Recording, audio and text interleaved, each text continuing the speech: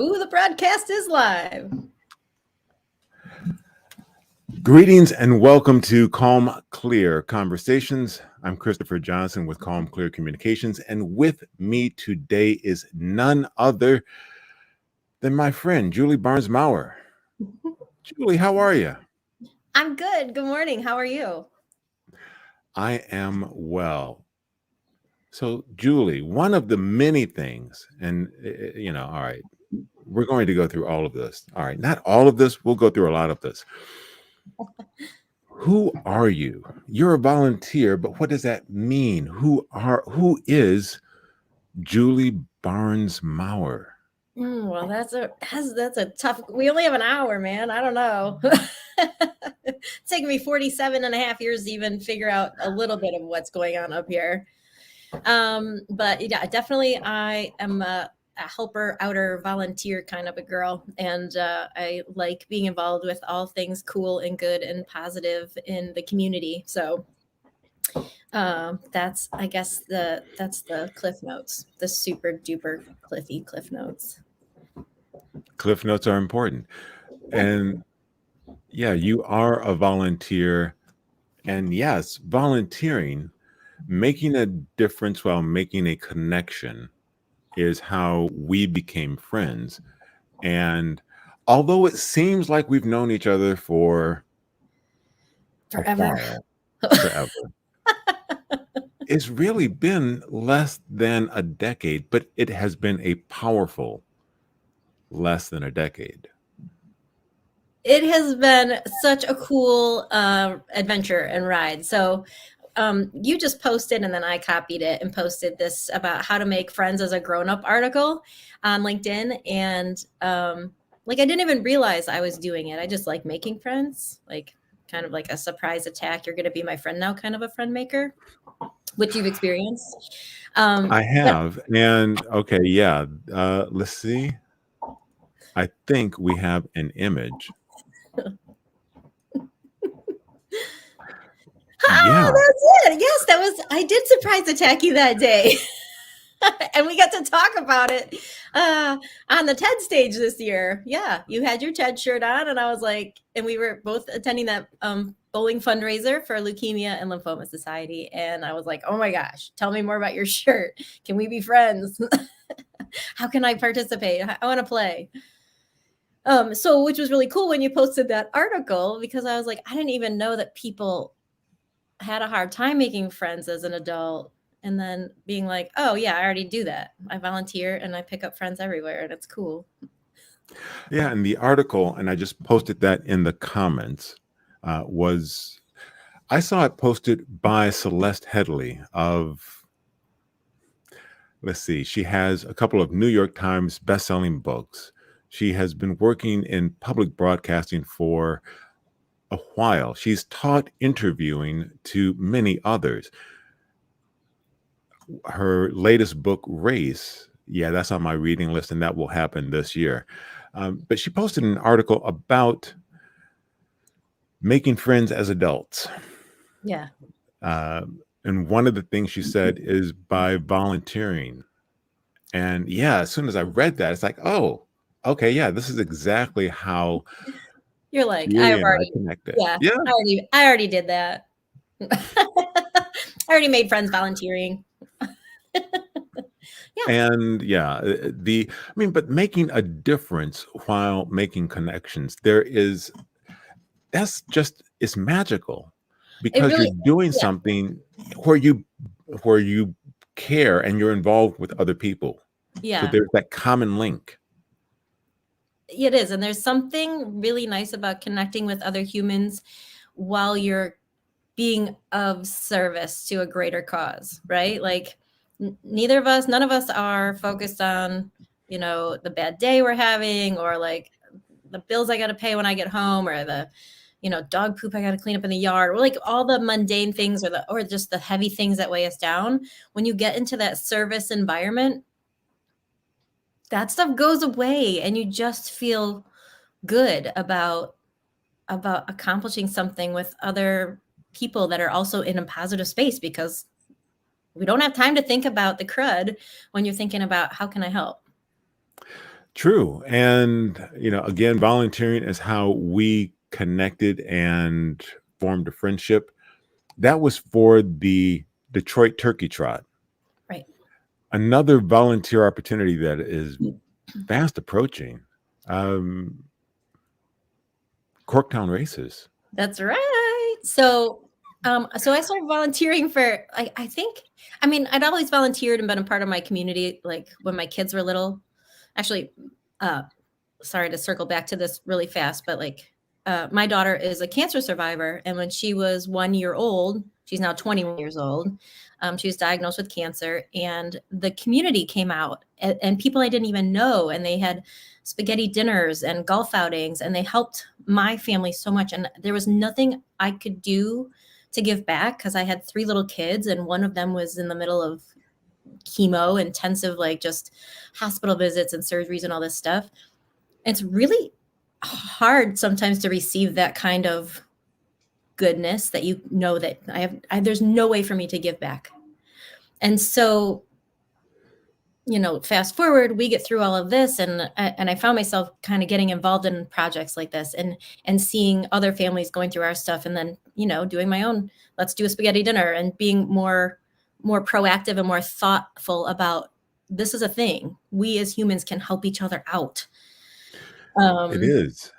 And then volunteering became a divorce recovery thing for me. And that's when I started volunteering at Turkey Trot. And I got more heavily involved with volunteering and fundraising for Leukemia and Lymphoma Society. And it really just kept snowballing. Like, as things were falling apart in my personal life, like I found my goodness and my reprieves from throwing myself into being a part of something better, healthier, happier, Mhm. healthier, and Helpier. I healthier, like that word. That is Wednesday's word, helpier. healthier. How can you be healthier today? And our friend Erica has echoed our sentiments. Yeah. And matter of fact, I mean, that's how I get to be friends with Erica, is because I started volunteering with TEDx after I socially attacked you and said, I want to be your friend because you wore a TED shirt, and how can I volunteer? And now I get to be part of this cool family. And yeah. Oh, Pam, I got to volunteer with Pam at TEDx too. We were, we were behind the counter. Hi, Pam. Yeah. You make friends wherever you go, and wherever you go, you could be seen volunteering. I've never known anyone whose hand shoots up faster at the word, do we have any volunteers? I kind of need to work on that. I need to maybe, I don't know. No, maybe That's not. it's a beautiful quality. It's a necessary thing. And again, so coming up Oh, yes. next month, So, oh yeah, well, way to make a long story long on my end. So, fast forward some more, I have become a volunteer coordinator on a few different playing fields. And the next one that I'm trying to coordinate volunteers for is for Corktown Races, which is a cool and wonderful event in Corktown in downtown Detroit. We combined forces with the Fraternal Order of Irish, FUI. FUI is their their acronym of Irishmen, and they raise money. I know. I'm sorry, I killed that. No disrespect, but all props, because they raise money for the senior center and Corktown community, and the proceeds from this go back and fill in the community, and it's fun because not only the day of, it's a big party because it's St. Patrick's Day celebrations. So it's a delightful party. Number two, you're getting people out to run and enjoy fresh air. You're getting people out to be a part of the community. They're connecting with other runners, walkers, just people that want to be outside and happy and healthy. And then you turn around and your race entry goes to the benefiting people in the community. It's just a win-win-win. so then I have to ask, Yeah. do I need to be a runner to volunteer and make a difference? Never. No. Mm-mm. I mean, I highly recommend it. At least getting out, walking or running. Fresh air is so good. But no, anybody can help, and all the volunteer positions are, well, are basically led by other volunteers. So everyone's out to be helpful and again, connect with community and help you out. Like, oh, maybe I need help selling T-shirts. Can you go stand over here? And we all figure it out on the day of. Maybe I need course marshals, which is just folks out on the course saying, run that way, follow the arrows, turn here. We need help usually with the food tables, making sure there's enough bananas and water and stuff out there and organized, and garbage is picked up and food is placed out there so that it's safe and happy and healthy for people. Putting medals around runners' necks. I mean, it's just a glorious celebration of humanity.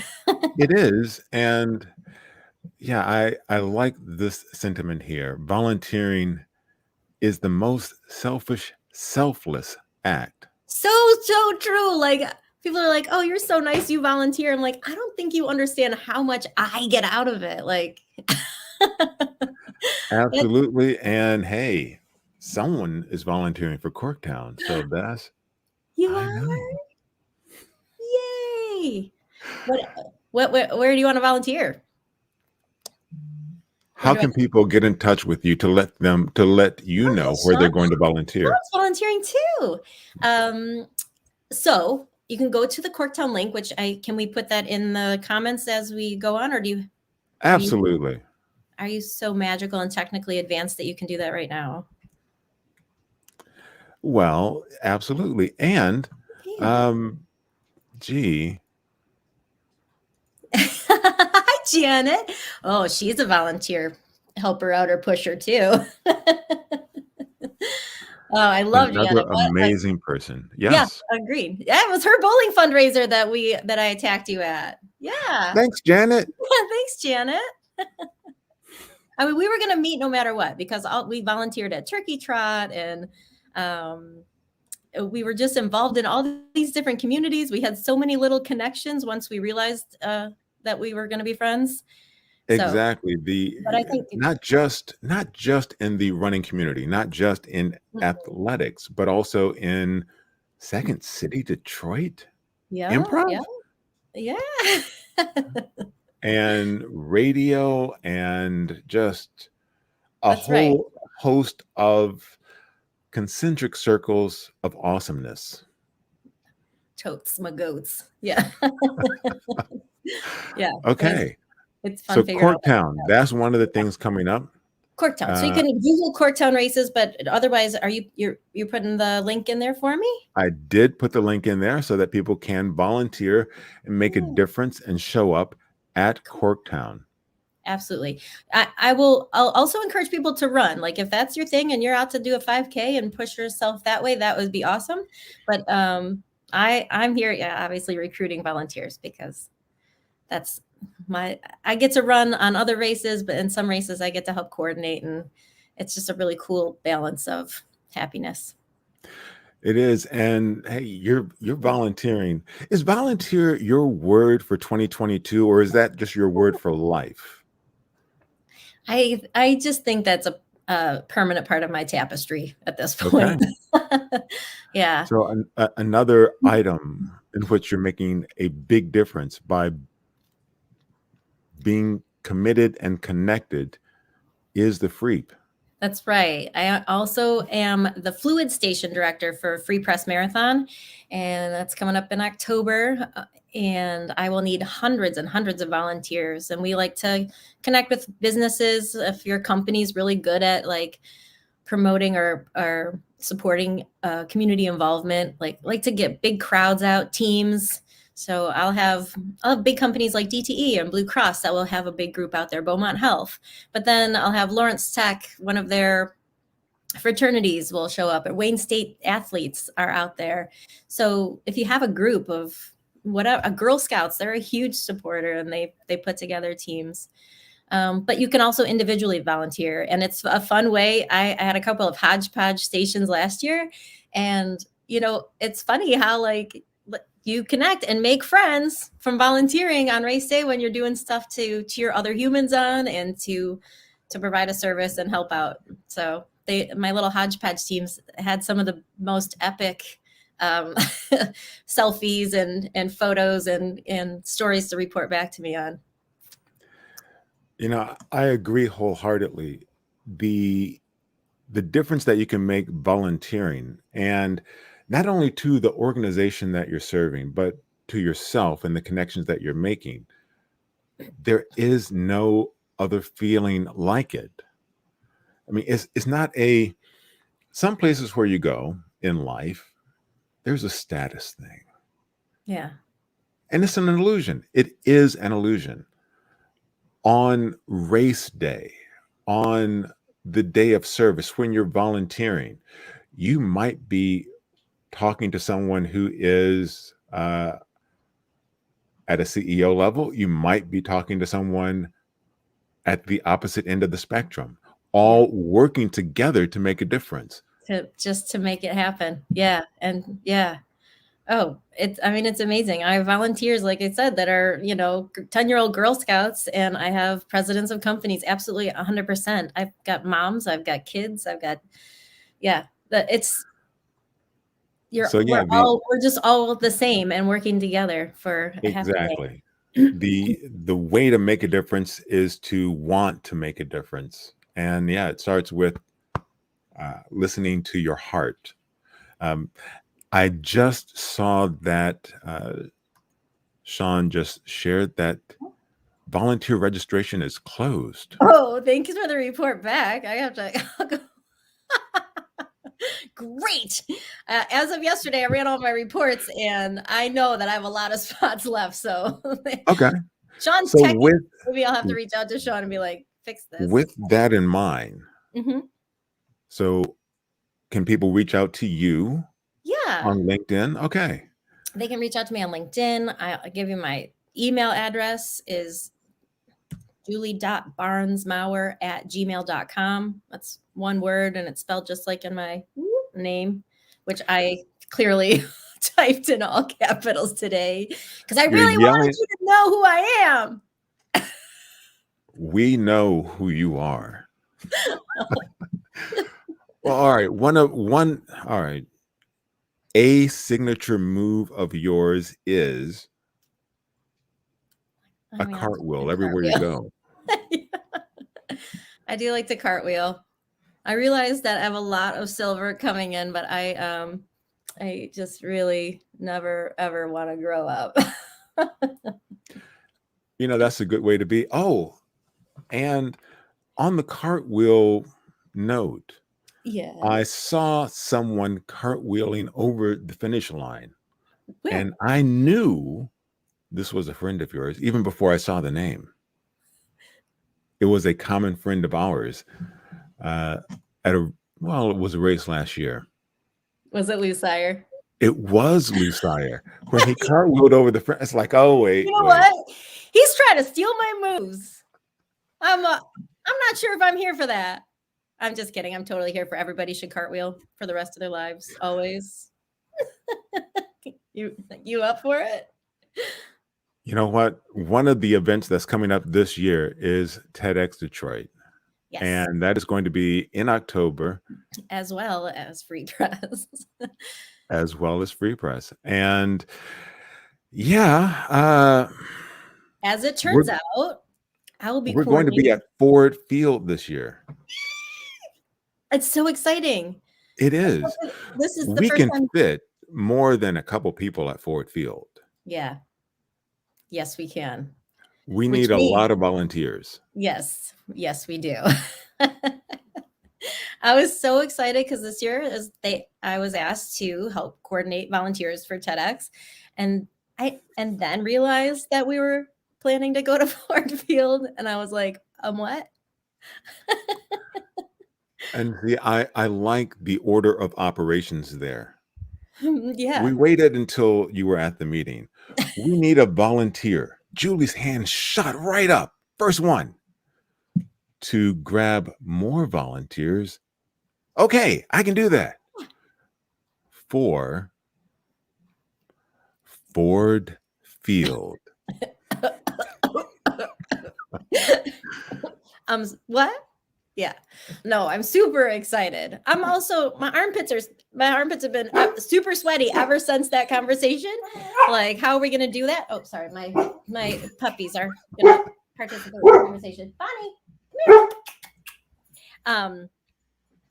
It's going to be epic. It is going to be epic, but there will definitely be a need for a lot of volunteers. But the cool thing about, yay, Pam, the cool thing about volunteering for TEDx is that you get to experience TEDx. I mean, that's the same cool thing for volunteering for Free Press and Corktown. Like these things that I get to help coordinate volunteers for are like my favorite days in Detroit. They're full of health and happiness and community.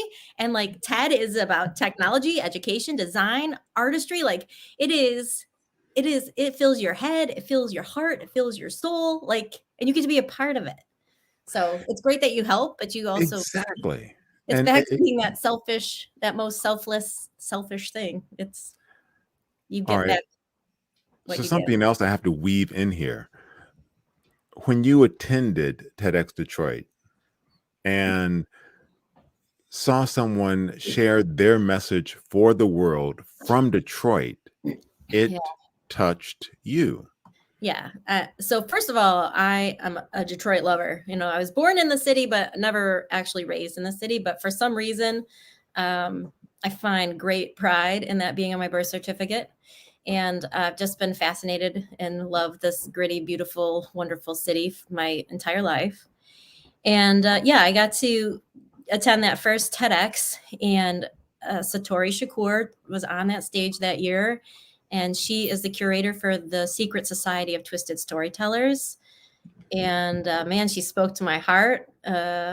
She just said, you know, listening is a revolutionary act, and we all have a story to tell, and tell your story.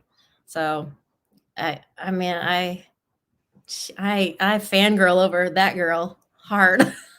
Like, yeah. And gee, did anything come of that call to action that she issued? Yes. So I don't it took me, I think I threw my hat in the ring for Secret Storytellers like one time, maybe like a year later. And you know, it wasn't great and it was very scattered, my ideas and whatever. And it probably took me another year or two and probably a few discussions with you when we were out doing we have our other connections that you and I have been on and adventures, and having those conversations. And I finally threw my hat back in the ring because it was something that it was on my heart, and I wanted to share a story, and I wanted to learn that and grow there. And yeah, so finally in 2019, she picked up my story and she helped me streamline it and get me to kind of focus and learn and understand the dynamics of being a good storyteller. And she even gave me a microphone and let me be up on stage. All right. So here's an asterisk. Okay. Beware of giving Julie a microphone. It could be like feeding, I don't know, a A gremlin after gremlin. midnight. A mogwai. Yeah. Well, but see, no, here's the thing. Gremlin. Wait a minute. Of course not. I wouldn't never. No. No, but here's the thing. You don't wait for someone to give you one. You have one in your car. I do have one in my car. At home, at work, in your car. I have one at home as well. My children know me, and for Christmas I've received more than one microphone. They cut the cord off of it so that it doesn't actually work, because as much enthusiasm as I have for singing into the microphone, the maybe the musical talent might not match the enthusiasm.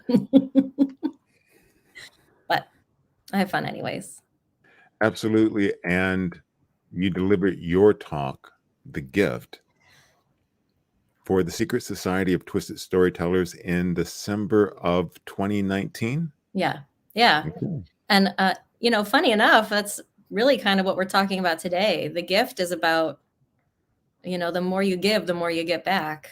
And it touches on my daughter Katie, her story, and the cancer journey, and how that kind of all unfolds.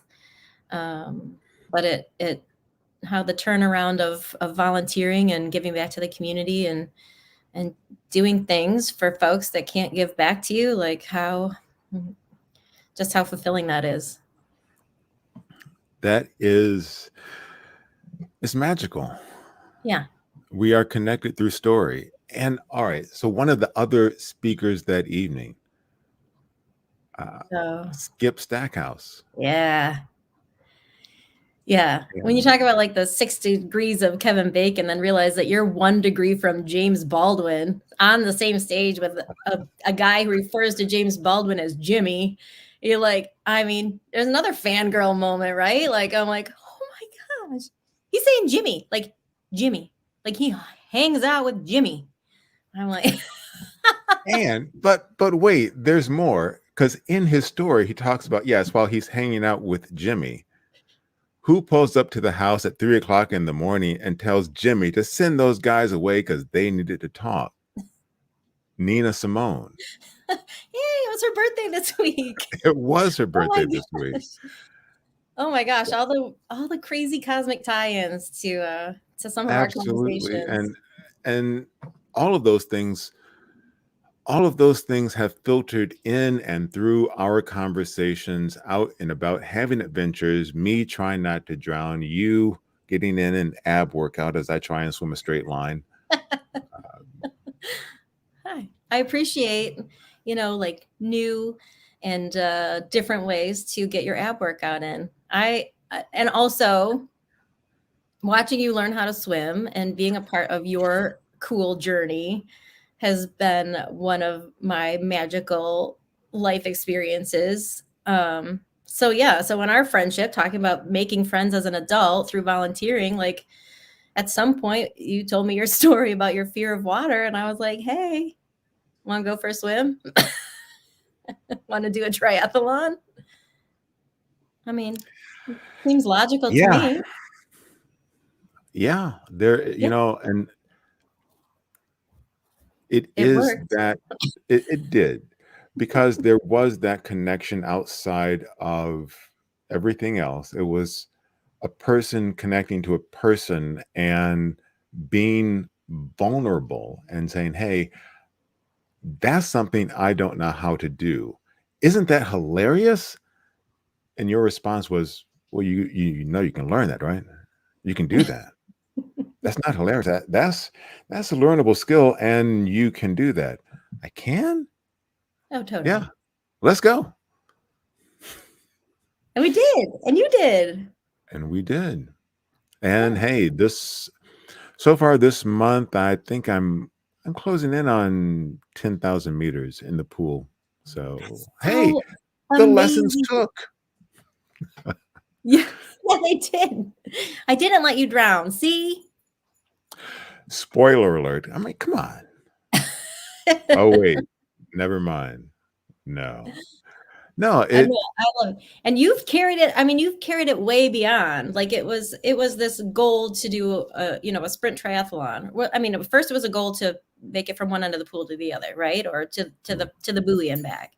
And then like I love watching your journey now, because you still are posting to like some of our tri groups, and I get to see your progress. Like you're pushing yourself to new challenges. And every time you hit a level, you're like, okay, I swam 100. Now I'm going to try to swim 200s or whatever. It's like, it's awesome to just see the constant growth and the challenge. And it's nice to be athletes of a certain age and see that like we don't have to lay down and die. And I don't want to. I've seen so many like little blips about the Golden Girls that they were supposedly in their 50s when that show was on, or like when they started living together. I was like, I'm not ready to go and get my little blue hair perm yet. Like, I want to go do another Iron Man. I want to learn something new. Like, I mean, I know how to swim, but like your adventure of learning something new, at our age, it's and see, awesome. and that's just one of the other many aspects of making a connection. through service because, yeah, some of our connection is, have you heard this? Have you read that? Yeah. A Yeah. good series that, just tremendous recommendation that you gave me to watch was Afterlife on Netflix. Wow. Oh my gosh. It was, yeah. Wasn't that amazing with Ricky Gervais? Highly recommend it. Yeah. Yeah. That was, it gets you in the gut, but he also swears like a sailor, which I mean, it connects to my deepest being. Because life deserves swear words, big, fat, juicy swear words, because it'll come at you like a Mack truck. So wait. I think that's the title of an upcoming TED Talk. Life deserves swear words.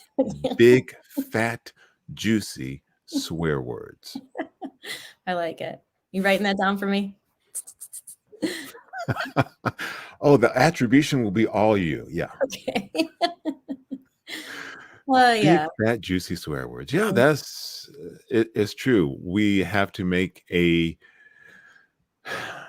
making our connection through being vulnerable and connected is how we combine all these stories and Yeah.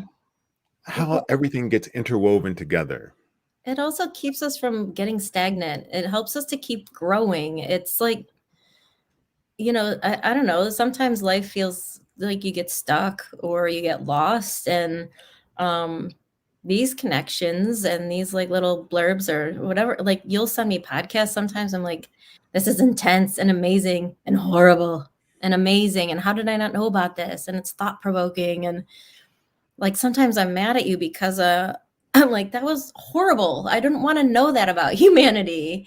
But at the same time, I come out from the other side of it and I'm like, my heart's a little bigger. My head is definitely opened up to more empathy and possibility and like stuff. So, you know, it's good if we keep connecting and we keep, have you heard this? And have you done that? And hey, I've never, and then you're like, oh, you can do that. Put your story in the bucket. And you're like, I've never been swimming. And I'm like, oh, you can do that because I know how to do that. So we'll get through this. And it's cool But being humans and navigating stuff like that. it is, and that's where the magic happens in making those connections. Hmm. Because when we share our stories, we share our humanity. Yeah. All we know is our own normal. And hey, our normal is not a universal normal. No. And most of the time, it's not even normal. No, and that's one of the things that one of the many discussions we had out in the water while you were trying to distract me from the Dying. monsters at the Dancing. bottom of the lake. The Loch Ness Monster is not Yeah. in Michigan. It's not here. No, there are Now no you tell sharks now in you tell Michigan. me. No, but the my common experience is not yours. And that's where we started discussing, wait a second. James Baldwin was required reading for me in high school. And I'm your like, response of who? who? Yeah, who? But now I can refer to him as Jimmy and feel Now, yeah, because I know his buddy Skip. exactly. And Uh, Skip shows up in Pearl Cleague's, and that's a book that you recommended to me.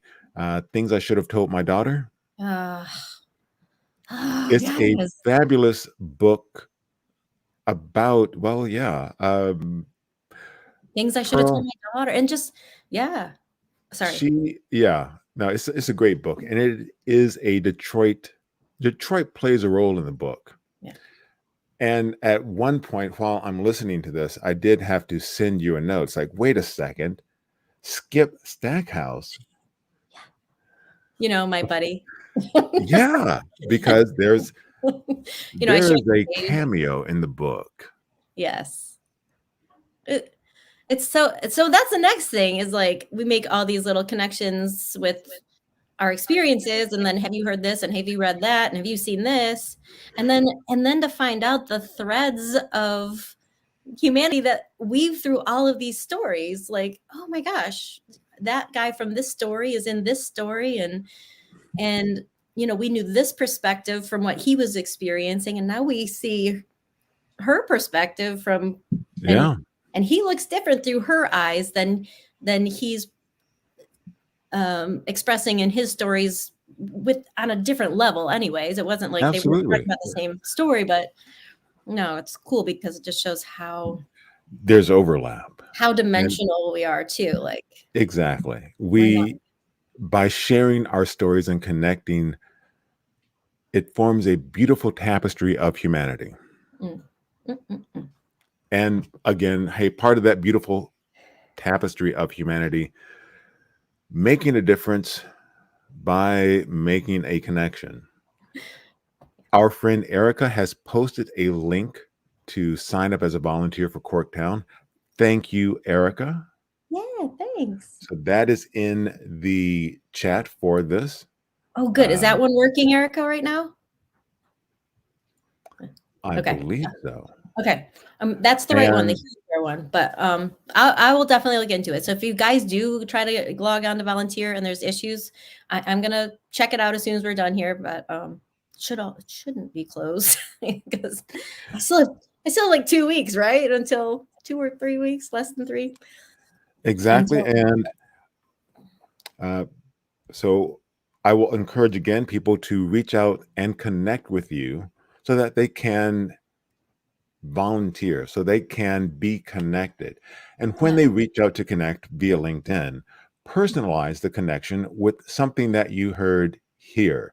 Do you have a book recommendation? Do you have a podcast recommendation? What is one thing that you took away from this conversation? Thank you all. Thank you, Julie, for the difference that you make. Thank you. Thanks for all your volunteering and just positivity you put out there in the universe. I appreciate it. Likewise. All right. Have a great day.